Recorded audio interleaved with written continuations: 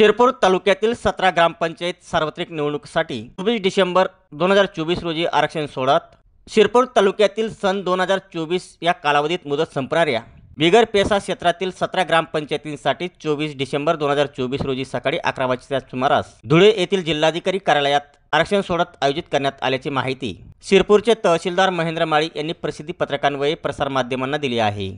शिरपूर तालुक्यात सन 2024 या कालावधीत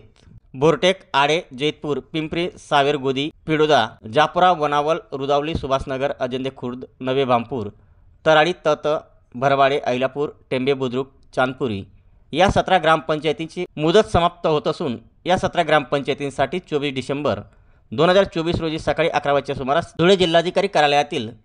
जिल्हा नियोजन सभागृहात आरक्षण सोडत आयोजित करण्यात आली आहे। या आरक्षण सोडतीत अनुसूचित जाती, अनुसूचित जमाती, नागरिकांच्या मागास प्रवर्ग आणि महिलांसाठी सरपंच पदाचे 50% आरक्षण समाविष्ट केले जाणार आहे। आगामी सार्वत्रिक निवडणूक 2024च्या अनुषंगाने आरक्षणाची प्रक्रिया सुरू करण्यात आली असून ग्रामविकास विभाग, मंत्रालय मुंबई यांच्या अधिसूचनेनुसार